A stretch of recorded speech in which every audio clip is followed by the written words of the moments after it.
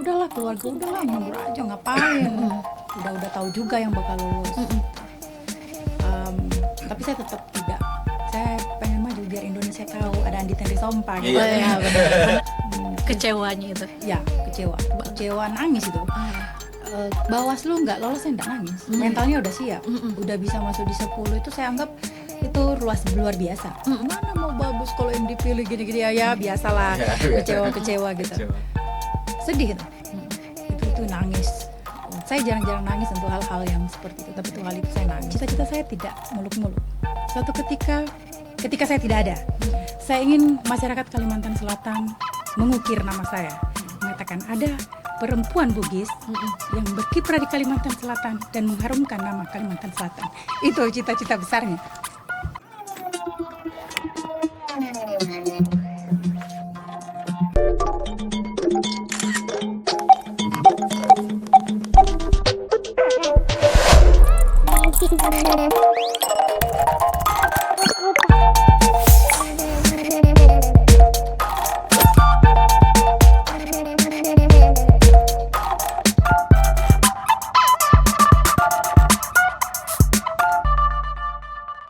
Kita akan kenalan lebih jauh dengan ada Ibu Andi Tenri Sompa. Ya. Halo Ibu. Halo.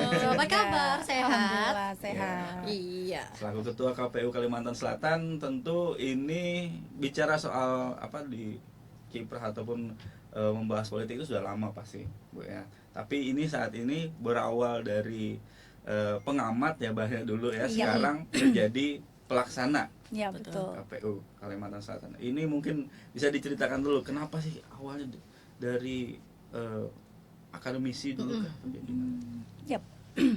Ya memang awalnya dari akademisi, tetapi ini juga bukan baru kali ini gitu. Ya. Perjalanan saya cukup panjang ya, luar biasa panjang.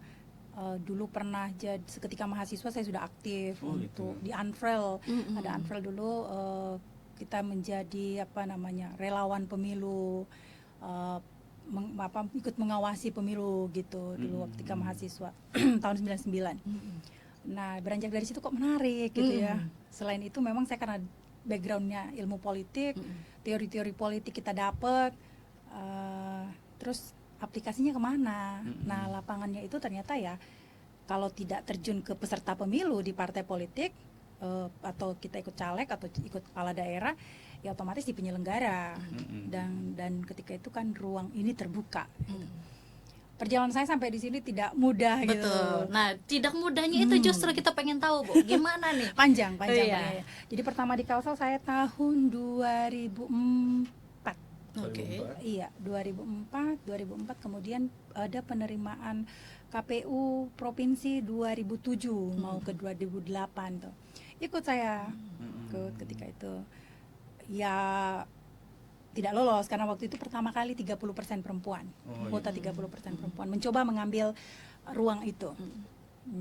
Ternyata saya sampai di wawancara gagal gitu ya. Ya sedikit trauma masih ikut seleksi lagi gitu. 2008 dulu. Kemudian saya berpikir saya harus sekolah. Saya sekolah ngambil ilmu politik lagi karena memang pengen ke UI ya. Ngambil ilmu politik dan itu kan di UI ya berdekatan lah dengan memang tempatnya pertarungan politik di situ. Berpikir berharap bisa dekat dengan ruang-ruang itu. Kemudian ada hal menarik yang saya cari di sana. Dan ternyata di sana ya benar saja saya berrelasi, berteman dengan banyak pihak yang kompeten dan memang mereka juga terjun di dunia yang seperti yang saya inginkan gitu.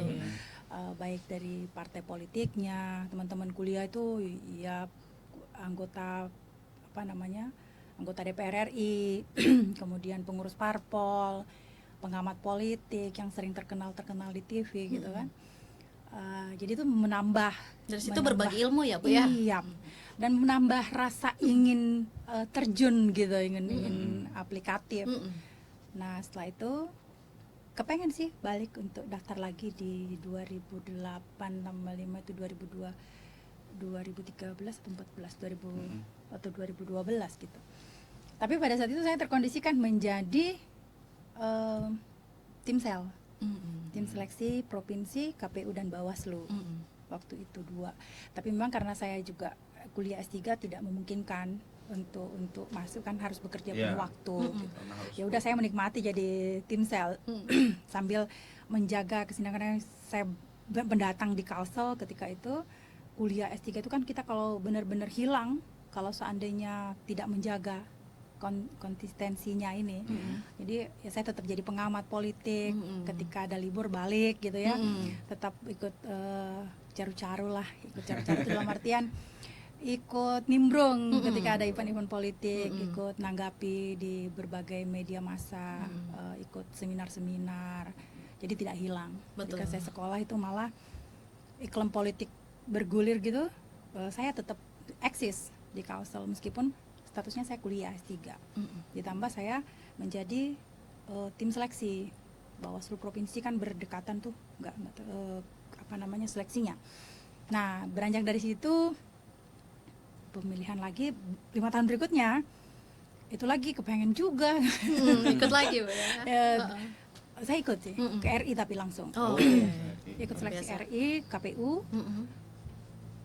Terus kata teman saya mau lagi, setelah itu saya cuma masuk di posisi 28 besar. Kan 14 besar gugur saya di 28. Tapi dari Kalsel satu-satunya. Satunya dari Kalsel. Udah gitu mau ke provinsi ikut gitu. Cuman teman-teman timsel aja lagi gitu ya. Ya ketika ada, kalau dulu kan kita timsel itu ditunjuk gitu. Nggak ada yang kita mengajukan, nggak ada. Ditunjuk langsung. Ya diberi kepercayaan timsel, ya sudahlah, berarti takdirnya jadi timsel gitu. Padahal sejujurnya sudah pengen maju di provinsi itu. Tapi karena sudah ya terkondisikan timsel, ya takdirnya saya berpikir itu adalah takdir saya di timsel KPU dan Bawaslu lagi. Ya sudah, ya bekerja maksimal di sana. Lalu periode yang kemarin mau daftar KPU atau Bawaslu. Sebenarnya sudah tidak sih. Saya sudah tidak berpikir mau ke penyelenggaraan, hitung usia kan saya. Hitung usia segini, aduh, udah sepertinya udah agak kerasa pesimis ya Bu ya. Ya, orang-orang muda ini kan sekarang udah cepet-cepet gitu. Waduh, bisa paling tua kita.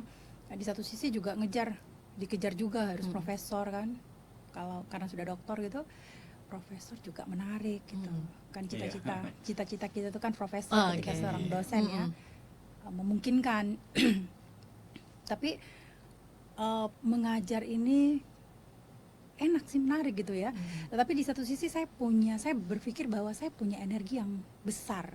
Tidak semua orang punya energi yang sama. Betul. Banyak berteman, berkumpul gitu, ketika melihat saya kok belum ada capeknya gitu ya. Teman-teman udah pada capek, udah lelap gitu. Saya belum. Saya masih punya full gitu.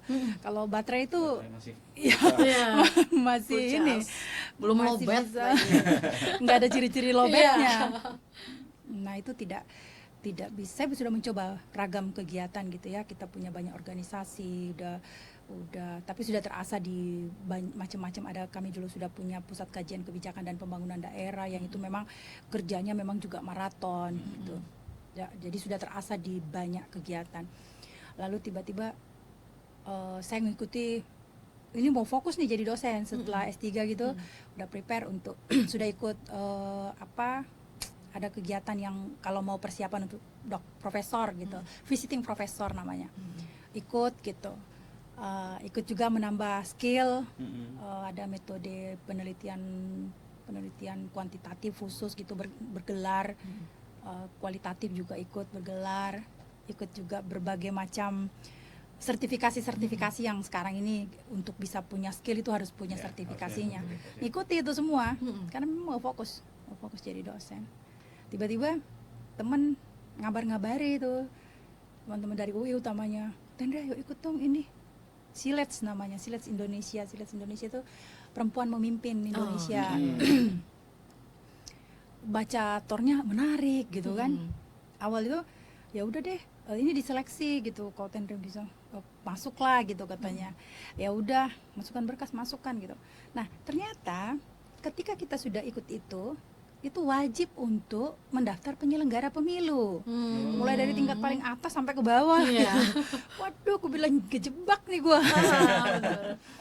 Terus bisa enggak ya, bukan tidak boleh tapi tidak etis lah ya. Iya. Kita sudah fundingnya itu memberikan apa namanya treatment itu, memberikan pembelajaran dan seterusnya itu supaya mengkader perempuan-perempuan yang potensial supaya bisa menjadi pemimpin Indonesia gitu ya. Ya udah Bismillah gitu ya, tapi saya masih berpikir akan ke KPU. Tapi sebelum itu singkat cerita nih, saya tracking juga dong calon-calon yang Iya, Betul. yang mau maju, kan kita juga tidak mau mati konyol ya. Betul. Harus tahu nih saingan kita kayak gimana. Iya, sudah pernah maju kan gagal gitu di 28 besar. Dan kan yang maju ini perempuan-perempuan potensial seluruh Indonesia. Dan saya lihat ya sekarang juga terpilih kan, dulu pernah jadi rival kita ketika 28 besar. Dan dia masuk di provinsi setelah itu. Jadi dia sudah punya pengalaman teknis. Nah, yang ikutnya pengalaman teknisnya luar biasa semua. Waduh, saya bilang, Gimana rasanya itu?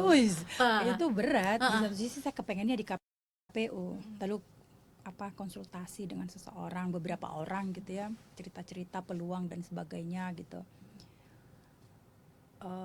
Saya ini kalau di KPU sepertinya susah deh, Henry. Kalau kamu pun mau bertahan di sana, ngangkatnya berat gitu. Karena saingannya selain memang mumpuni, mereka punya pengalaman yang dari bawah. Pernah jadi KPPS, pernah jadi PPS, PPK, kemudian pernah kabupaten kota, terus ke tingkat provinsi. Pengalaman lapangannya Iya, ya. mereka sudah wow, iya bener. Saya mau dari mana gitu. Cuman jadi pengamat luar itu berbeda.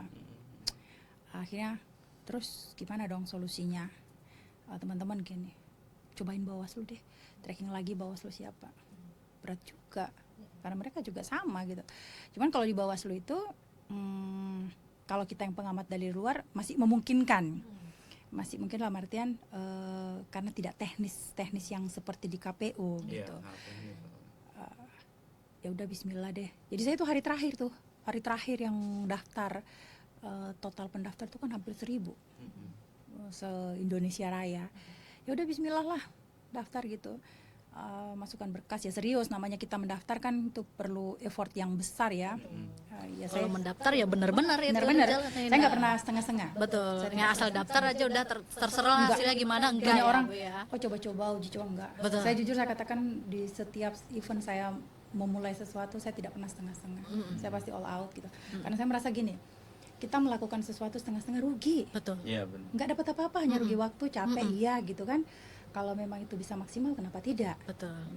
Jadi teman-teman, ada juga sih yang ini, aduh Tandri kenapa mending kamu profesor deh. Pak Rektor sendiri tuh nggak setuju sebenarnya. Oh, Udahlah. banyak ini ya, banyak selentingan. Udah deh, jangan, udah deh. Iya, kamu lebih aman jadi dosen karena Betul. jelas gitu kan. Di FISIP juga belum ada profesor perempuan gitu. Dan itu lebih ditunggu ketimbang kamu bertarung di sini, waktunya panjang gitu. Ini sudah bertentangan dengan politik kan. Iya juga, tapi ya ini persoalan karakter. Saya tipikal petarung ya. Satu petarung, kedua kerja keras. Jadi Tidak bisa melihat tantangan gitu ya. ya, suka yang menantang. Suka yang menantang. Akhirnya udah deh Bismillah, buat sesuatu semua yang diinginkan apa-apa gitu, usia maksimal. Mempersiapkan diri benar-benar dari semua tahapan seleksi itu. Berat. RI itu tidak semudah yang kita bayangkan, jauh sekali dengan provinsi apalagi kabupaten kota. Jauh. Waktunya juga panjang kan. Alhamdulillah singkat cerita berada di posisi 10 besar. 20 besar itu masih di ranahnya tim sel. Tim selnya kan ngeri-ngeri.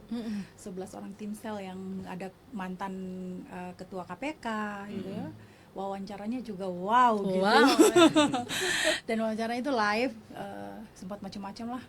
Kita di tracking sampai ke keluarga, tetangga dan seterusnya. Jadi kalau udah masuk di RI itu udah bisa masuk 10 besar. Kalau di Bawaslu ya KPU 14 besar itu berarti kita sudah lolos itu tracking individu kita sampai dari bawah sampai latar belakang keluarga dan seterusnya. Jadi sampai di situ seru. Sulit tapi seru. Tapi seru, Iya, menarik benar. gitu. Saya sempat sampai sadar gak ya saya belum tidur gitu berhari-hari gitu. Malah nggak sadar ya, Mbak ya? Otaknya jalan terus. Karena merasa itu sesuatu hal yang asik ya. Mantan, buat- sampai udah lupa jam, udah lupa hari gitu. Ah, ah. Teman-teman ya di Jakarta alhamdulillahnya saya punya banyak teman dari mulai S1, S2, S3 itu.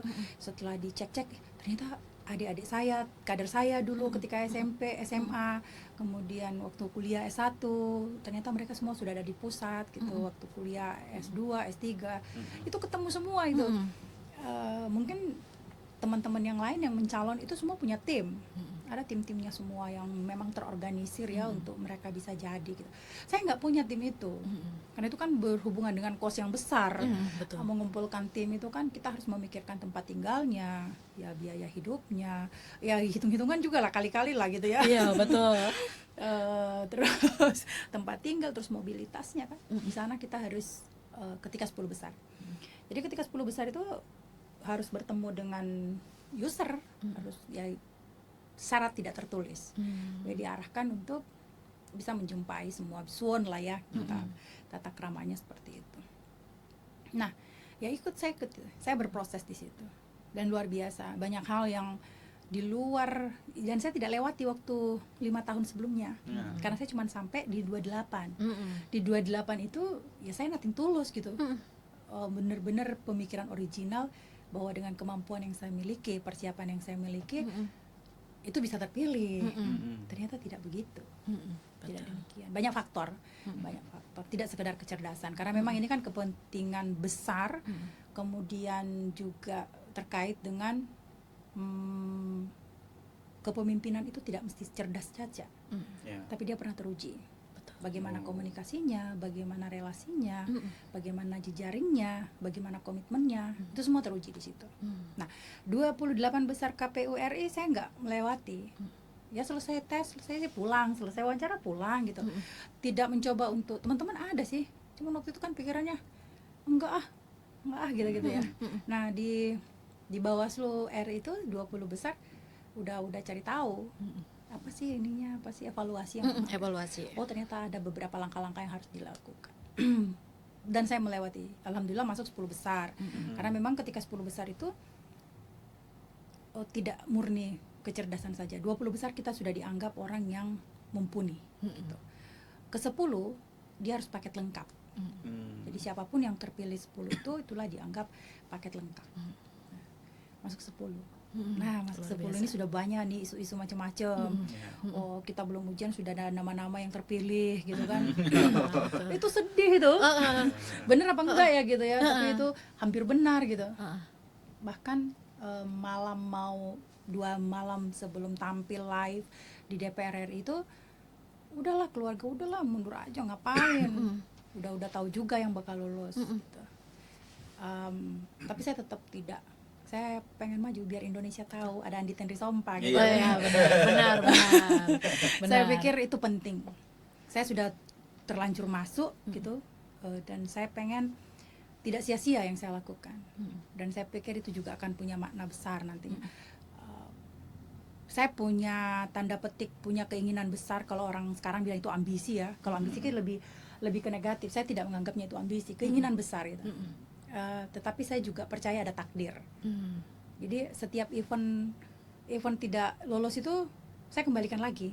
Karena kita kan sudah berdoa, sudah berusaha, sudah maksimal gitu ya. Lalu itu tidak terpilih, dan kita tahu siapa yang milih kita. Ya bukan takdirnya. Kalau kita percaya gitu ya. Karena kita udah maksimal. Udah maksimal. Dan ketika tidak dipilih, orang keluarga sudah anu aja, pulang aja, udah, nyerah aja udah gitu. ya. Iya, enggak saya tetap kepengen maju. Saya ingin memperlihatkan bahwa saya juga ada, dan saya juga ingin uji cobalah tampil di depan DPR RI gitu kan. Mampu enggak gitu, jangan-jangan saya pingsan gitu kan. Saya gitu aja nganggap guyon-guyon, dan alhamdulillah tampil itu dengan segala kekurangannya ada apresiasi. Banyak apresiasi yang saya dapatkan setelah tampil itu. Beberapa petinggi-petinggi yang tahu gitu memberikan apresiasi yang luar biasa. Ya entahlah itu apakah hiburan atau apapun itu, tapi menurut saya itu atensi. Atensi yang kemudian membuat saya bersemangat. karena tidak semua orang yang mau memberikan atensi siapa saya gitu kan. Dan itu saya anggap perhatian. Lalu ya udah, saya kembali, lalu ada permintaan DKPP, Dewan Kehormatan Penyelenggara Pemilu. Wah, ini menarik juga gitu kan. Ya udah, saya ngikuti lagi proses itu, tapi itu bukan mendaftar, kita dipilih. Oke. Dipilih langsung gitu ya. Dipilih, jadi ada pemerintah yang memilih 2 orang, kemudian ada dari partai politik perwakilan, kan ada 5 Dewan Kehormatan yang sekarang ini ngetok-ngetok palu pemberhentian dan sebagainya tuh penyelenggara pemilu yang melanggar kode etik. Nah waktu itu form tuh nama nih dari pemerintah, udah siap-siap juga itu. Tapi ternyata H-3 kepastian itu kita dapat bahwa ternyata di suite ada kepentingan yang lebih besar. Ada orang yang dianggap lebih mumpuni gitu ya. Ya sudah. Di situ yang jujur agak kecewa kalau di bawah Kita dengarnya juga. Wah, kok bisa? Dengar ya? Ya itu Kok sedih bisa? di situ. Itu nangis saya tuh. Heeh. Karena sudah firm banget sebenarnya. Gimana rasanya itu? Kecewanya itu. Ya kecewa. Kecewa, nangis itu. Bawaslu nggak lolos, saya nggak nangis. Mentalnya udah siap. Udah bisa masuk di 10, itu saya anggap itu luar biasa. Karena persaingannya juga berat-berat. Mereka semua yang sudah 20 tahun di penyelenggara, paling sedikit 10 tahun gitu. Wajar lah. Dan pagi-pagi itu kan mereka yang tidak masuk 5 tuh pada telepon, nangis-nangis, baik yang di KPU, Bawaslu. Katanya, kamu nggak nangis? Enggak, ngapain aku nangis gitu. Ngapain nangis, belum takdirnya, saya bilang. Saya tidak katakan itu belum rezeki, enggak. Kalau rezeki itu kan berhubungan dengan penghasilan ya. Makan kita, makan saya sudah ada, jelas saya di PNS gitu. Tapi kalau itu bukan takdir, karena kita sudah berusaha maksimal. Saya menikmati saja. Tapi teman-teman saya itu pada datang memastikan saya baik-baik saja. Saya baik-baik saja, tidak ada masalah, saya bilang. Insya Allah saya baik-baik saja. Saya bukan orang yang tidak menerima takdir. Dan saya juga harus fair mengakui bahwa mereka yang terpilih memang dengan segudang pengalaman gitu loh. Sementara saya siapa? Saya bukan tidak punya pengalaman apa-apa. Pengalaman, maksudnya dalam artian pengalaman untuk penyelenggara. Nah, sementara pemilu 2024 ini pemilu yang besar, pemilu yang belum pernah dilakukan di negara manapun. Pasti baik user maupun negara menginginkan orang-orang yang tidak coba-coba. Ya, benar. Nah, dianggap saya kan baru coba-coba nih, bahaya, baru mau belajar. Nggak boleh, harus yang pasti-pasti gitu. Wajar, dan itu saya pikir rasional ya, pilihan rasional. Itu saya kembali lagi bahwa DKPP, kalau DKPP kan saya pernah tim pemeriksa daerah 2 periode di Kalsel. Ada pengalaman lah. Yaitu berharap di situ. Berharap. Tapi ketika diinformasikan mohon maaf gitu, ya sudahlah. Tapi itu nangis. Harapannya cukup tinggi di situ ya. Ya, karena ekspektasi saya di situ tinggi karena tidak mendaftar. Nangis itu. Sedih banget diteleponi teman-teman yang sudah lolos komisioner itu. Nangis, bahkan sudah ngasih selamat-selamat mereka sebelumnya. Tapi saya juga orang yang bukan orang yang langsung terpuruk gitu. Lagi-lagi saya kembali bahwa ada takdirnya, bukan takdir saya, berarti nggak baik untuk saya. Karena selalu berdoa bahwa kalau itu terbaik, dimudahkan semua jalannya gitu. Tidak ada ganjalan-ganjalan.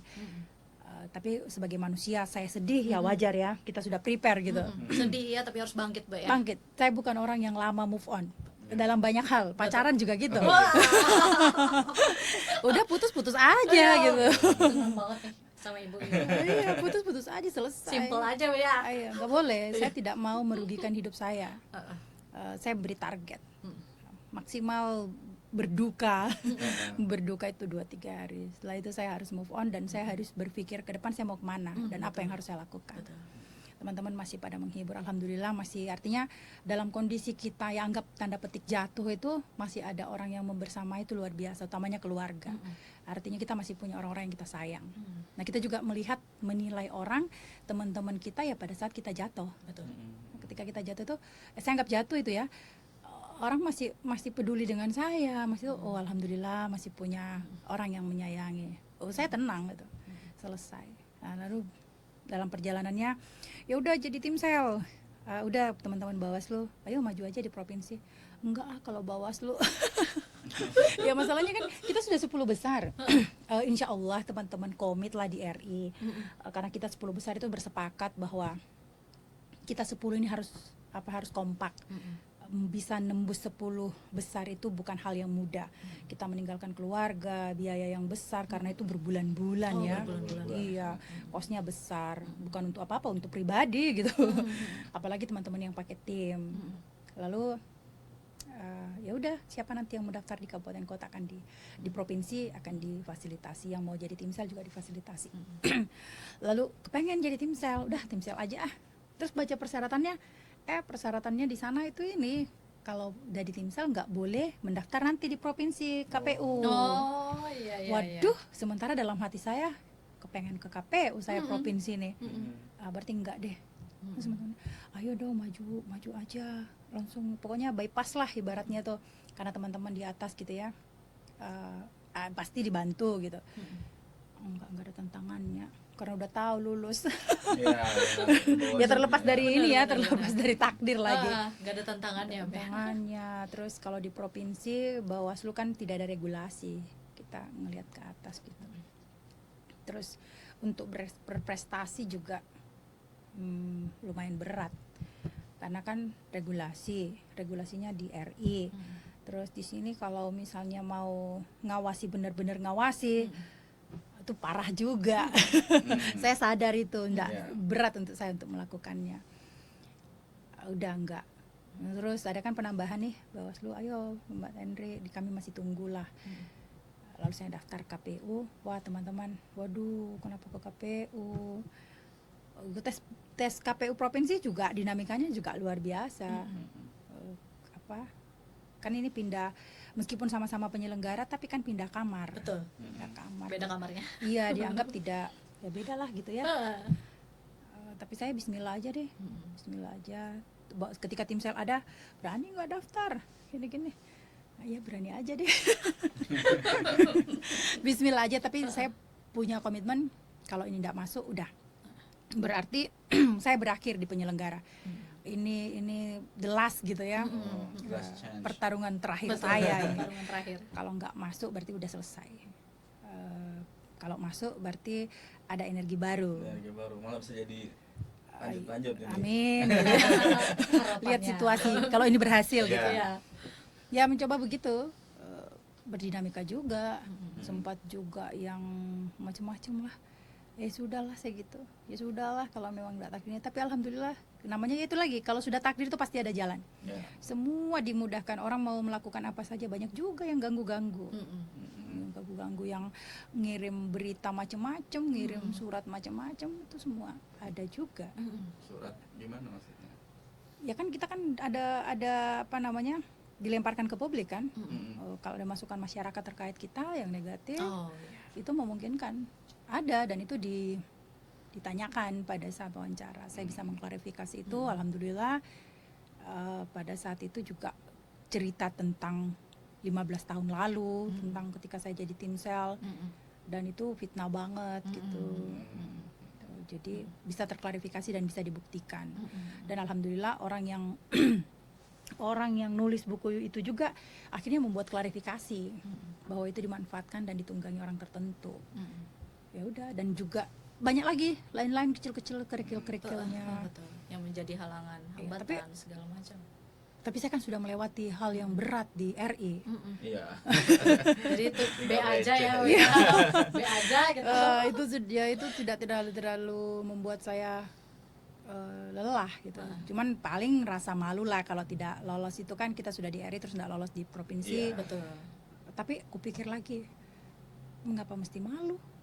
Saya tidak berbuat kesalahan gitu.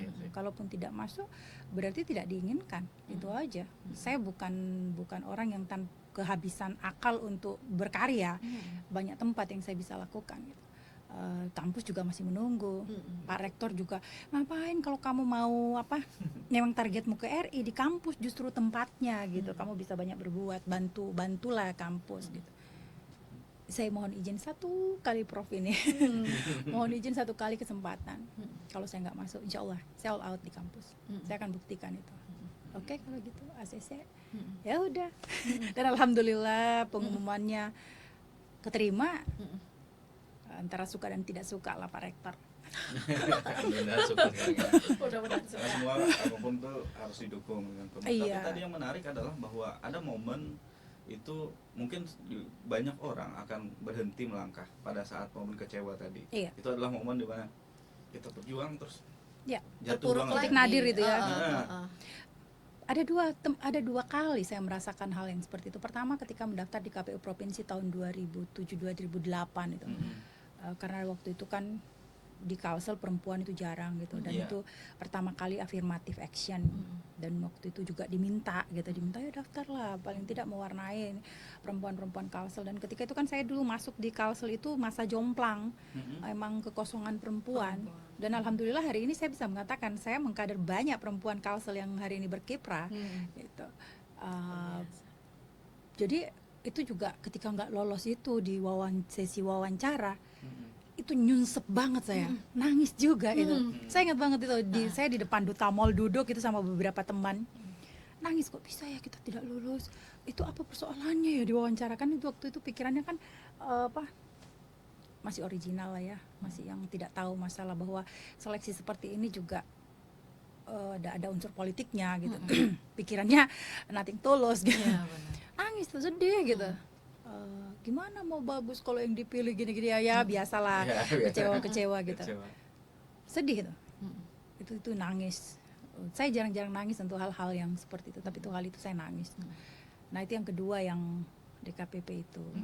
Itu benar-benar berada pada, untung saya belum ngasih tahu keluarga, belum cerita bahwa gini gitu ya. Masih dipendam sendiri karena ya juga feeling enggak, takutnya euforia duluan, dan ternyata terjadi. Aduh, itu nangis itu di telepon teman itu, saya nangis bener. Jadi tapi setelah itu kok malu saya, kok saya nangis ya hanya untuk yang seperti ini gitu. Enggak, udah selesai gitu.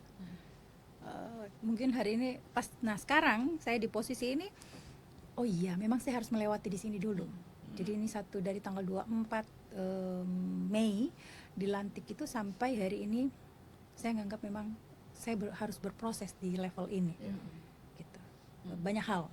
Kembali ke takdir tadi bahwa harus KPU Kalsel dulu. Tampaknya begitu. Last terakhir dan akhirnya tapi- terakhirnya terwujud. Ya. Coba terakhir. Aku Sam penasaran, kan tadi Bu Andi Tandri bilang sebagai sosok yang petarung dan juga memiliki istilahnya, ibaratnya itu baterainya nggak bisa habis. Nah, itu yang memotivasi apa tuh, Mbak? Apa? Itu bukan motivasi ya, Itu mungkin istilahnya karakter. itu kan sesuatu yang pastinya akan ditiru oleh wanita-wanita di luar sana, perempuan-perempuan. Kalau itu karakter, itu anugerah gitu. Tidak semua orang Allah Subhanahu wa taala memberikan itu. Karena banyak orang yang punya motivasi yang besar, punya fasilitas dan seterusnya, tapi tidak punya energi itu. Karena memang ya terlahir begitu. Terlahir demikian, tidak bisa diubah itu. Mau bersembunyi kan, contoh gini, saya udah nggak mau ngapa-ngapain nih, saya mau diem aja, tapi karena karakternya memang orang yang nggak bisa diem, ada aja gitu, ada aja. Contoh kemarin saya udah mau lepas nih, udah teman-teman di RI, ya udah Bu Tendri pegang ini ya, Asosiasi Ilmu Politik Kalsel. Nah, itu jadi ketua kan di situ, tapi ini sekarang udah mundur. Nah, itu kan juga bisa bergerak nih. Ketika pemilu saya cuma dosen, ini pasti akan jadi motor penggerak lagi nih. Dan itu pasti energi tercurah ke situ. Jadi ada saja. Sebelumnya juga demikian. Pertama saya di Kalsel, di Pusat Kajian Pembangunan Daerah juga demikian. Jadi tidak bisa diam. Emang nggak bisa diam. Selalu ada ruang. Yang puncak itu yang sebelumnya, ketika saya sudah mau santai-santai aja, landai-landai gitu, nggak ada kegiatan, ternyata ditawari untuk, memang sih S2 itu kami yang buat, saya dan almarhum Pak Muhtar Sarman. Tetapi kan ketika beliau meninggal, itu jatuh dengan ragam persoalannya oleh Pak Rektor, udah mau tutup. Udah dua yang dilantik dan mau 3 gitu, semua pada mundur. Lalu ya sejumlah persoalan. Lalu Pak Rektor minta, Bu Tendri tolong jadi ketua di S2 Magister Administrasi Pembangunan gitu. Waduh, ini sebagai rektor gitu, bahasanya sebagai rektor saya meminta Bu Andi untuk jadi. Nah, kalau kata sebagai rektor itu berarti perintah. Saya mengasosiasikannya itu sebagai perintah, hierarkis kan, nggak bisa nolak. Nah, cuman saya bilang siap Prof, otomatis karena ini adalah S2 yang lumayan ada banyak persoalan gitu, berarti juga perlu perlakuan khusus, tidak bisa sama seperti S2 yang lain. Pak Rektor menyetujui itu, akhirnya dilantik dan benar-benar bekerja, dan saya sempat sakit itu karena memang berat banget di situ. Tetapi coba bayangkan beratnya gini, ada mahasiswa yang masih lebih dari 100 orang yang tidak bisa selesai, kemudian akreditasi kami udah C, sudah gitu habis masanya. Nah, kalau statusnya seperti itu nggak bisa menyelesaikan studi, mereka yang lebih 180 itu nggak bisa jadi alumni. Itu otomatis pindah gitu ya, bisanya pindah. Itu pun akan lama prosesnya. Nah, kemudian tidak ada kepemimpinan, tidak ada anggaran, tidak ada data, pokoknya tidak ada semua. Saya diberi satu ruangan seperti ini, satu meja dan satu kursi. Apa yang saya mau lakukan? Coba satu hari itu ngerenung. Apa yang saya mau lakukan dengan kondisi yang seperti ini? Terus mencoba untuk melangkah, mengidentifikasi itu berhari-hari sampai saya sakit tuh. 2019 saya benar-benar sakit. Tapi saya tadi jiwanya petarung. Saya ingin membuktikan ini berhasil. Dan alhamdulillah dalam masa kita belum ada akreditasi tapi sudah ada proses, kita tidak mungkin bisa dapat akreditasi yang bagus kalau pikiran saya membaca, menerjemahkan semua aturan-aturan itu tidak bisa nih kalau tidak ada mahasiswanya. Saya by phone, saya telepon teman-teman, kolega-kolega, ayo dong daftar, akreditasinya apa? Belum ada akreditasinya sih, tapi ini sedang diurus gitu.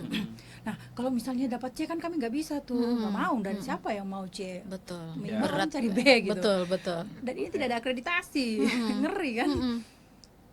Saya memasang badan untuk itu, saya yang menjaminkan diri. Akhirnya 27 mahasiswa terkumpul nih. Nah, bisalah hidup prodi ini. Kemudian ada gairah di situ karena ada mahasiswa, sambil berjuang terus untuk bisa dapat akreditasi. Targetnya si B, tapi dalam hati kecil saya sebenarnya prodi yang sangat baik, prodi yang sangat unggul sebenarnya, tetapi pengelolaannya yang agak sedikit bermasalah dan ada spare waktu yang kosong. Saya membuktikan bahwa bisa A, tapi itu dalam hati. Dalam hati. Dan saya lakukan itu, saya berjuang betul untuk itu. Alhamdulillah dapat A gemuk gitu ya. Wow, itu sujud syukur. Nah, cuman kekurangan saya ketika sudah jadi seperti itu, udah stabil gitu kan, nggak ada tantangan lagi di Oh iya. Emang nyari tercapai. tantangan ya, udah nggak ada tantangan, udah tercapai, dan itu tidak mudah. Mikir lagi tantangan apa nih berikutnya, Be? Nah, itu terus kita kan S3, masuk bikin S3 di pembangunan, udah berdiri juga, selesai dengan segala macam ininya, selesai, berat juga tuh. Berdiri alhamdulillah S3 studi pembangunan. Sebelum saya berakhir itu karena saya sibuk ya, macam-macam lah kesibukannya, saya mengundurkan diri di program S3 itu karena kasihan teman-teman kan, dia perlu orang Pak Rektor maunya saya ketua, sampai manggil Bu Tenri aja ketua kan sudah punya pengalaman. Jangan Prof, saya sudah komit dengan teman saya sudah punya SIM lah kasarnya, udah pernah jadi ketua prodi. Sekretaris nggak apa-apa sekretaris, tapi saya juga sudah berkomitmen dengan teman bahwa sekretarisnya saya di sini bukan sekretaris yang bukan yang duduk di depan gitulah, sekretaris yang pada umumnya enggak. Saya lebih memilih sekretaris itu kemudian nama saya ada di situ, dan saya bisa membantu untuk membesarkan, karena kan komunikasi keluarnya S3 itu kan harus punya brand gitu. Betul. Nah, itu sudah setuju. Tapi meskipun demikian saya tetap mengkader lah staff yang bagus, dan alhamdulillah jadi gitu tanpa saya bisa. Tapi melihat perjalanannya berat juga kalau saya di situ, sementara banyak hal yang harus dikerjakan, mungkin detil-detil ya bisa menimbulkan juga kecemburuan. Loh, ini sekretaris kok nggak pernah di tempat kesana kemari. Biasanya kalau sekretarisnya di tempat aja Iya, ya, di tempat. nyusun jadwal pimpinan atasan gitu ya. Ini enggak lancar gitu, Bekerja di balik layar gitu. Mana-mana. Ya sudah, saya mundur lah. Mundur, nggak cukup. Ya pimpinan sih sebenarnya tidak setuju, utamanya direktur pasca. nggak ada masalah sih. Saya cuman nggak nyaman saja, kalau nama saya masih ini, terus apa, saya tidak mengerjakan apa yang seharusnya. Ya benar saja, komitmen yang kemarin itu keliru saya lakukan, karena bagaimanapun jabatan sekretaris yang melekat dengan segala kewenangan dan kewajibannya. Ya udah mundur, ganti. Akhirnya ya lumayanlah, saya sudah bebas untuk berkiprah kemana-mana. Nah akhirnya di KPU ini gitu. Nah sekarang berarti fokus di KPU. Di KPU ya. Fokus di KPU karena memang nggak boleh, kami harus mundur. Semua anggota KPU harus mundur, baik organisasi kemasyarakatan yang berbadan hukum maupun yang tidak berbadan hukum. Lalu ketika di KPU apa tantangannya? Oh, banyak Banyak. banget. Banyak. Ya. Karena kan kalsel ya, Ya. kalsel Kalsel gitu. dulu. Tantangan yang paling utama sebenarnya ya di internal kita dulu. Oke. Internal ini kan baru nih, orang-orang baru, bagaimana kita menyamakan persepsi itu tidak mudah. Menyamakan rasa itu juga tidak mudah. Belum di internal berlima, kemudian di internal lagi dengan sekretariat yang memfasilitasi kita, itu juga tidak mudah. Tetapi alhamdulillah tidak panjanglah waktu untuk bisa membersamai sambil proses, sampai hari ini masih berproses. Tapi sejauh ini aman. Alhamdulillah, mudah-mudahan sampai 5 tahun depan ya, jangan sampai napa-napa gitu. Tantangan mungkin nanti ke depan ini, kalau sekarang kan masih yang kita kerjanya benar-benar maraton gitu ya, tahapan-tahapan jalan maraton. Tapi sejauh ini kita masih berbagi, semuanya masih berbagi. Ya meskipun saya ketua, saya harus melihat bahwa teman-teman yang lain kan kemampuannya beda, semua mumpuni, alhamdulillahnya gitu. Dan teman-teman backup banget, tahu nih ketuanya nih belum punya pengalaman teknis, sehingga mereka membantu banget gitu, menjaga banget. Nah itu komitmen yang kita buat. Ke depan tantangan yang paling berat ini mereka yang kalah. Kalau betul. itu Dalam berat itu. kontestasi. Iya, tapi yang paling utama, tantangan yang paling utama adalah Kalsel ini kemarin kan PSU. Ya benar. Nah, itu berat untuk kita. Kemudian yang kedua ini bagaimana melaksanakan pemilu yang tidak pernah dilakukan sebelumnya di Indonesia, itu baru. Dan kita kan nanti akan 5 kotak suara. Kemudian nanti di TPS ada 2 panel. Terus tahapan ini akan beririsan antara pemilu legislatif, presiden, dan pemilihan kepala daerah. Pilkada, ya. Nah, kalau misalnya pilpresnya 1 putaran mungkin masih lebih enak ya. Lebih enak, Tapi santai. kalau 2 putaran ini akan berat.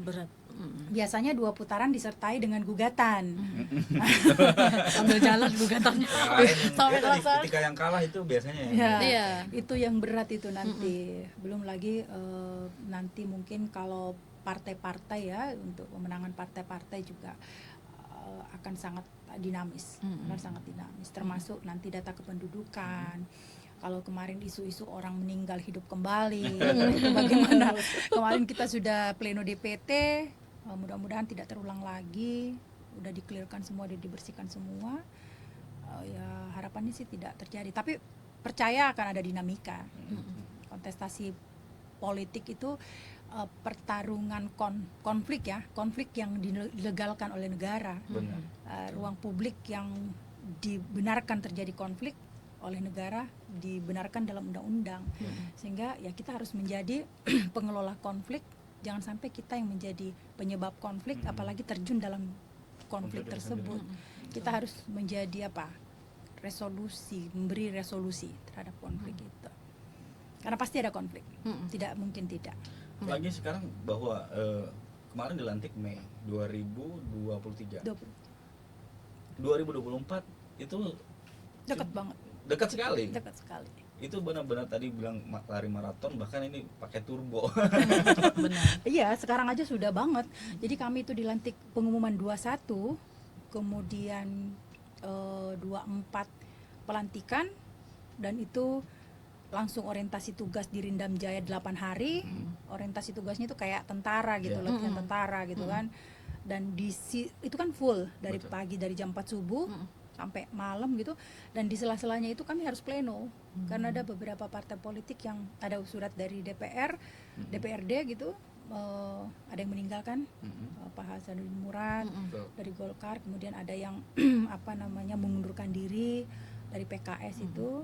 Nah itu semua kami harus plenokan, kemudian kami cek ulang, memverifikasi. Kalau di Golkar yang Pak Hasanuddin Murad kan langsung suara tertinggi kedua setelah beliau, kita ngambil nomor 2-nya. Itu jelas tuh enggak terlalu berat verifikasinya. Yang berat tuh PKS, karena mengundurkan diri. Kemudian kami cek nomor 2, nomor yang dikirim oleh partainya itu diambil nomor 4. Nah ini kan jadi pertanyaan, mengapa nomor 4? Nomor 2, 3-nya kemana? Nah hasil verifikasinya ini diberhentikan. Kemudian kalaupun ada informasi gitu kan kami cek ulang, karena itu hak orang ya. Hak orang, meskipun partai yang punya hak untuk menentukan siapa yang menjadi anggota DPR-nya, tetapi kami tetap cek dan kami verifikasi. Ternyata yang 2 dan 3 itu juga pindah partai, sudah jelas bajunya beda gitu ya. Dan sudah masuk di dalam daftar caleg partai lain. Ya sudah, tapi itu kan perlu waktu verifikasi, tidak semudah itu gitu. Kami ngecek lagi semuanya. Jadi dalam ortuk kita sudah bekerja. Tambah lagi di ortuk sana saya lagi diberi tugas oleh panitia untuk mengkoordinatori kegiatan di sana. 20 provinsi. Alhamdulillah jalan lah. Kadang-kadang saya berpikir sampai hari ini seharusnya saya dari dulu di sini. Dalam artian yang ternyata seperti passionnya di sini. Ya, passionnya di sini gitu. Yang suka yang cepet-cepetan gitu, yang tiba-tiba cepet-cepetan itu idenya muncul. Itu seharusnya kalau diasah dari dulu itu sangat baik. Tapi ya lagi-lagi takdirnya bukan dulu, tapi sekarang. Nah, Oke. Nah Bu, penasaran satu ya. Ini loh, kan Ibu merupakan salah satu perempuan pertama yang menjabat di KPU Kalimantan Selatan provinsi ya. Nah, untuk perempuan ya. Tapi bukan saya sih pertama. Kalau pertama itu dulu sebelumnya nggak ada perempuan. Tapi ketika saya tim selnya ada masuk perempuan, Bu Masita, kemudian yang kedua Bu Hatmi, itu saya juga tim selnya. Nah, untuk ketua baru. Ketua KPU Kalsel. Iya, ketua KPU Kalsel provinsi kita. Nah, sebagai perempuan pasti mungkin ya dari masyarakat pasti kemungkinan ada selentingan nih, perempuan nih ketua KPU kita, provinsi kita. Keraguan atas kemampuan gender. Betul sekali. Mampu nggak sih gitu? Mampu nggak sih ya kayak gitu. Seperti apa tanggapannya Ibu? Kalau itu manusiawi ya, melihat sosok perempuan, apalagi misalnya di sekitarnya melihat perempuan yang memang ibu rumah tangga atau sekedar bekerja bolak-balik kantor gitu ya. Belum mengenal saya. Jenis kelaminnya aja perempuan gitu. Tenaganya juga bersaing dengan laki-laki gitu kan. Saya menganggap itu hal yang wajar. Banyak. Tapi kalau mereka yang sudah mengenal saya, pasti tidak akan mengatakan itu. Orang-orang yang di sekitar saya yang sudah mengenal saya dulu tuh, saya ingat sekali almarhum tuh mengatakan ini, "Tendri, kamu itu punya 2 nyawa ya? Kita udah yang tepar semua, udah capek gitu. Mereka tidur, saya prepare untuk kegiatan, karena kita kan ada kegiatan, saya prepare semuanya gitu. Selesai mereka bangun semua udah siap. Loh, ini siapa yang ngerjain? Ya saya, Pak. Gitu. Loh, kamu nggak istirahat? Enggak gitu. Waduh, kamu punya 2 nyawa ya, sampai gitu. Bukan sekedar tenaga, energi, tapi juga ide. Itu tadi saya bilang, itu adalah anugerah. Sangat disayangkan kalau saya memiliki talenta itu, anugerah itu, kemudian tidak saya maksimalkan. Karena itu juga harus diasah. Kalau dibiarkan gitu ya dia tidak jadi apa-apa, malah jadi hal-hal yang negatif gitu. Tapi kalau itu diasah untuk hal yang positif, insya Allah akan hasilnya positif. Kalau terkait orang-orang pesimis, ya pastilah, wajar saja. Apalagi kalau nggak tahu bagaimana kerja perempuan. Betul. Gitu. Tapi kalau dengan teman-teman berlima ini, ya alhamdulillah Bu Nida juga wanita tangguh gitu. Betul. Dia udah pernah kesini tuh. Iya. Wanita tangguh. Jadi alhamdulillah kuat-kuat gitu. Saya tidak pernah ragu kalau orang mengatakan pesimis terhadap saya, wajar karena melihat sosok perempuan. Tapi ketika tahu bagaimana saya bekerja, mereka akan sadar. Seperti teman-teman tadi yang di pusat dan lain-lain justru mendorong ya untuk masuk ke dalam dunia ini gitu. Iya, sangat mendorong. Justru Mereka memberi sangat saran, memberi ayo maju saran. maju gitu. Kemarin tuh acara kemarin seru lagi, partai-partai kami pleno itu karena belum pernah ketemu, mungkin pernah ketemu di event-event debat ya, debat pilkada. Karena saya 20 tahun nih di Kalsel, 20 tahun berkutat dengan kepemiluan. Mereka pernah ketemu mungkin di media atau di mana-mana, tapi ketemu langsung seperti ini baru. Ya. Nggak nyangka ibu, katanya ibu nggak punya pengalaman kepemiluan, ternyata bisa gitu. Ya alhamdulillah memberikan apresiasi lah. Tapi bicara soal siapa Bu Andi Tenri dulu, mungkin jauh banget kita kembali ke masa kuliah lah kira-kira. Sebenarnya seperti apa? Apakah memang tadi sempat diceritakan bahwa aktif juga di Aktivis juga ya. beberapa Iya. kegiatan. Memang apa sebenarnya yang dilakukan? Apa sebenarnya, adakah pengalaman menarik saat itu yang akhirnya menjadi Wah, ini menarik nih gitu. menjadi bibit untuk saat ini Andi Tenri Sompa? Apa ya? Enggak juga sih. Nggak juga. Kuliah S1 ya mungkin gini. Dulu mau pengen jadi dokter sebenarnya. Pengen jadi dokter. Ada hal yang paling ketika kecil itu kan orang-orang dulu itu kan sering membanding-bandingkan tuh. Ya. Anaknya banding-bandingkan gitu. Ada yang sangat superior, ada inferior. Orang-orang dulu juga suka melihat ketika anaknya sangat cantik, itu langsung jodoh-jodohin gitu ya. Saya ini tidak termasuk yang tidak cantik, jadi tidak dijodohin. Masa sih ibu tidak termasuk yang tidak cantik. Iya, Berarti gitu. yang ininya gimana? Jadi agak diberi kebebasan dalam banyak kesempatan gitu. Saya sedikit tomboy, jadi diberi kesempatan dalam banyak hal. Ya ada juga keluarga yang secara ekonomi sangat bagus gitu ya. Gitu kan dari kecil saya suka menilai, memberi penilaian. Oh begini bagus, tapi dia kaya, anaknya kok begini gitu. Kemudian anaknya pintar-pintar, terus orang tuanya seperti apa gitu. Nah itu juga menjadi bagian yang tersadur oleh saya gitu. Lalu saya pengen menjadi apa gitu. Nah, tapi memang bakat, kalau dikatakan bakat kepemimpinan mungkin udah kelihatan dari kecil kali. Dari kecil itu udah nampak. Ketika teman-teman SD saya di sekolah SD itu di sekolah yang impres, SD impres gitu ya. Teman-teman SD saya dulu mungkin kalau pernah ingat, saya suka bolos gitu. Bukan bolos gini. Bolos sekolah itu kelas 1 kelas 2 itu karena belum bisa baca kelas 1. Belum bisa baca itu jadi kan saya malu banget kalau tidak bisa. Okay. Itu rasa-rasanya gimana gitu kalau nggak bisa. Jadi memaksakan diri untuk bisa. Nah, ketika bisa itu saya langsung bisa semua.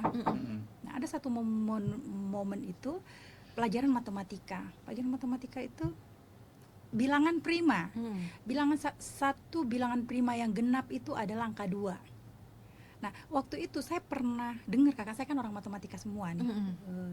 Pernah dengar, padahal dengar aja tuh, saya masih kecil. Dia sebut angka bilangan prima 2, mulai dari 2, 3, 5, 7 gitu-gitu ya. Terus wakil kepala sekolah, karena guru saya nggak ada, dia masuk belajar matematika.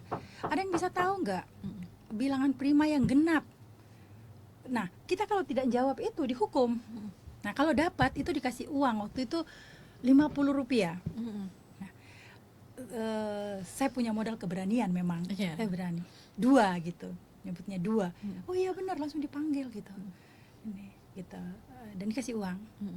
Itu dipuji-puji tuh, karena enggak nyangka anak-anak kelas 2 SD tahu itu. Padahal dia nggak tahu kalau di rumah saya orang matematika. Iya benar. Otomatis udah bicara angka aja nih udah di rumah gitu. Dikirain pintar banget tuh. Tapi setelah itu menjadi dasar saya untuk ternyata enak ya ketika diapresiasi, ternyata enak ya ketika kita dianggap pintar gitu. Sejak itu saya belajar benar-benar. Saya belajar benar-benar. Kemudian saya juga tinggi dari kecil. Ada istilah tuh di Makassar, kalau tinggi lopo, tinggi tolo-tolo. Nggak mau lah saya digelari itu, nggak mau. Lalu kalau saya bodoh ini waduh nggak enak banget gitu. Akhirnya belajar. Jadi tapi bapak saya dulu sering ini, saya kalau ngerjakan, tapi yang saya sukanya cuma matematika aja waktu SD itu. Apa-apa itu yang hitung-hitungan suka banget. Sampai punya buku, semua buku terbitan itu saya kerjakan soal-soalnya. Nah bapak itu sampai kalau udah jam 10 nggak boleh kan, dimatikan listrik, saya nyalakan lilin. Oh sampai dimarahi gitu. Penasaran gitu menghitung, dan itu terbawa. Kemudian saya suka ngajari mereka. Kan yang momok kan pelajaran matematika, berdiri kita kalau nggak bisa. Saya suka rela ngajari teman-teman. Ayo dong sampai bisa. Sampai saya berani buat soal sendiri, bikin soal sendiri gitu. Ngajari mereka sampai bisa. Begitu. Nah itu awalnya. Terus ini, ketika ada pertandingan itu, saya jadi motivator gitu. Motivator. Biar orang bisa juara, memberikan jalan, utamanya baris berbaris gitu. Dulu saya suka sekali bikin formasi barisan, kan ada hitungannya, langkah sekian langkah, putar balik, gini-gini. Itu saya suka juga, yang gitu-gitulah. Nah itu sudah kelihatan di situ. Oh ternyata saya suka ngumpulin yang begitu. Tapi lagi-lagi tidak pernah sih berpikir, nah baru kali ini yang pemilihan ini saya baru mengakui ke teman-teman saya mau jadi ketua, mau dipilih jadi ketua gitu. Dulu tidak pernah terangkat dengan sendirinya. Kan dulu kan kita dipilih gitu ya, mau jadi ketua kelas, ketua OSIS atau apapun itu kan dipilih. Kalau di KPU ini saya harus fair, karena melihat situasi dan kondisi. Oh iya saya harus jadi ketua nih. Iya saya meminta kepada teman-teman, izinkan saya jadi ketua. Dulu kan kalau gitu kan kita malu. Kalau hari ini saya anggap enggak lah, saya harus fair mengatakan dengan sejumlah kekurangan dan kelebihan saya. Dan alhamdulillah teman-teman, dan aklamasi kami. Aklamasi. Memang aklamasi. Ini udah pasti. Ya, ada dinamika di dalamnya sebelumnya, tetapi setelah penjelasan dan semuanya, ya udah gitu, aklamasi. Gitulah. Luar biasa. Sebuah cerita dari seorang wanita, ya, betul, sebenarnya. kegigihan seorang wanita yang hebat. Nah, kalau orang Banjar itu gitu ya. mengatakan itu cangkal ya. Iya, Cangkal. cangkal benar biar nih. Iya, cangkal. Tepat itu cangkal. Betul. Dan saya tidak pernah berpikir gini, ada orang kan misalnya mau mengerjakan sesuatu, dia selalu berpikir berapa sih salarinya? Oke. Saya nggak pernah memikirkan itu. Saya selalu berpikir, saya kerjakan nih, berapapun harganya, berapapun akan dibayarkan, tidak dibayar sekalipun, saya tidak memikirkan. Saya mencari kepuasan batin saya. Saya sudah mengerjakan. Kalau itu diapresiasi, alhamdulillah, dibayar, alhamdulillah gitu. Tidak pun tidak apa-apa, karena bukan itu yang saya cari. Bukan munafik tidak mau duit, tetapi orang akan membayar sesuai dengan hasil kerja kita, dan itu terbukti. Oke. Terakhir. Dengan kehadiran Bu Andi Tendrisompa di KPU Kalimantan Selatan, sebenarnya apa yang sangat ingin Ibu buktikan, kehadiran Ibu yang Ibu harapkan di KPU Kalsel sendiri dan juga Kalimantan Selatan? Apa? Saya kalau di Kalimantan Selatan sih sebenarnya kelebihan masyarakat Kalimantan Selatan ini adalah masyarakat yang beradab dan kemudian masyarakat yang menerima sebenarnya. Jadi dengan posisi seperti itu, menurut saya lebih mudah untuk mendrive, lebih mudah menjadikannya lebih bagus, karena memang sudah dasarnya mau gitu, mau berubah, mau memperbaiki, asal kita tidak macam-macam gitu, kita saling menghargai. Bukan saya pendatang nih, kalau bicara mau jujur ya saya pendatang, tapi alhamdulillah diberikan ruang, diberikan tempat. Ini hal yang luar biasa yang harus saya hargai setinggi-tingginya gitu. Sehingga saya katakan saya akan berjuang untuk Kalimantan Selatan, dan saya ingin membuktikan bahwa di dalam kepemimpinan saya semua akan on the track, dan akan ngakomodir banyak pihak gitu. Ya memang namanya pertarungan politik, akan ada yang menang dan akan ada yang kalah, tapi sepanjang itu perlakuannya adil, on the track gitu ya, orang akan menerima itu gitu. Di sisi yang lain, sebagai seorang yang memang suka tidak suka, mau tidak mau, saya tidak bisa nutupi itu bahwa saya bukan orang asli Banua, tapi saya bisa katakan saya mungkin bisa lebih saya lebih bisa di luar, saya bisa mengatakan saya orang Banjar, karena saya berjuang bekerja untuk Kalimantan Selatan, dan suatu cita-cita saya tidak muluk-muluk. Suatu ketika saya tidak ada, saya ingin masyarakat Kalimantan Selatan mengukir nama saya, mengatakan ada perempuan Bugis yang berkiprah di Kalimantan Selatan dan mengharumkan nama Kalimantan Selatan. Itu cita-cita besarnya. Sedih, bukan sedih ya, itu cita-cita. Superwoman. Itu Super benar-benar sebuah keinginan yang kita harapkan memang memberi dampak banyak kepada Kalimantan Selatan. Yap, Itu semoga ya, impian mohon yang doa. besar ya. Gitu. Betul. Luar biasa, Sam. Ya. Hari ini tamu kita Mm. ternyata wow. Terima kasih. Kita doakan sukses Bu Anita Sumpah di KPU Kalimantan Selatan. Amin, ya Rabbal Tentunya ada tantangannya besar ya di Iya. pemilu 2024. Doakan kami kuat ya. Ada pilkada, ada pilpres dan lain-lain. Ya, terima Semoga kasih kuat. banyak. KPU Kalimantan Selatan, terima Betul. kasih telah hadir di Studio Kompas TV. Banjarmasin. Terima kasih. Ya, sampai jumpa minggu depan. Yap.